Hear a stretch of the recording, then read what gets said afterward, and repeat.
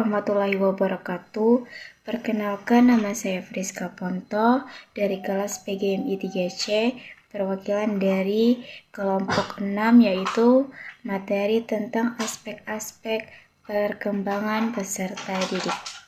Baiklah, saya akan memaparkan materi tersebut, aspek-aspek perkembangan peserta didik. Aspek-aspek perkembangan peserta didik. Apa sih aspek-aspek perkembangan peserta didik? Perkembangan peserta didik merupakan hal yang penting untuk dipahami oleh pendidik. Perkembangan peserta didik mencakup berbagai aspek yang harus dipertimbangkan agar pendidik yang diberikan dapat bekerja dengan baik. Aspek perkembangan peserta didik yang harus diperhatikan yaitu ada pertumbuhan. Aspek fisik mencakup pertumbuhan dan perkembangan fisik. Pertumbuhan peserta didik dipantau melalui pengukuran tinggi badan, berat badan. Selain itu, faktor gizi dan pola makan juga sangat berpengaruh pada pertumbuhan peserta didik. Selanjutnya ada aspek kesehatan. Kesehatan juga merupakan aspek fisik yang harus diperhatikan dalam perkembangan peserta didik. Kondisi kesehatan yang buruk dan mengganggu proses pembelajaran dan perkembangan peserta didik. Oleh karena itu, perlu dilakukan upaya untuk menjaga kesehatan peserta didik seperti memberikan imunisasi dan menjaga kebersihan lingkungan sekolah. Selanjutnya, aspek emosi. Aspek psikologis mencakup emosi peserta didik, emosi yang tidak stabil dan mengganggu proses pembelajaran dan perkembangan peserta didik. Oleh karena itu, perlu dilakukan upaya untuk membantu peserta didik dalam mengelola emosi, seperti melalui bimbingan konseling. Materi selanjutnya akan dilanjutkan oleh teman saya.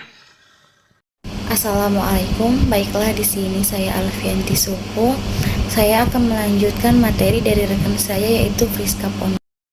Baiklah, di sini ada kognitif. Aspek psikologis juga mencakup kemampuan kognitif peserta didik. Kemampuan kognitif peserta didik harus ditingkatkan agar mereka dapat menguasai materi pelajaran dengan baik. Hal ini dapat dilakukan melalui penggunaan metode pembelajaran yang tepat dan memberikan latihan yang cukup.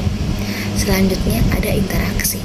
Aspek sosial mencakup interaksi peserta didik dengan lingkungan sekitar.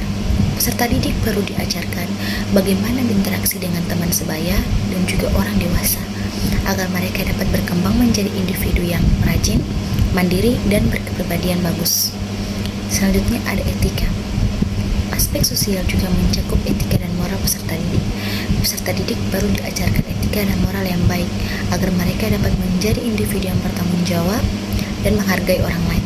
Sekian dari saya, selanjutnya akan dilanjutkan oleh rekan saya. Assalamualaikum warahmatullahi wabarakatuh. Saya Sinta Milina Yahya dari kelompok 6 ingin melanjutkan materi dari Alfianti Supo.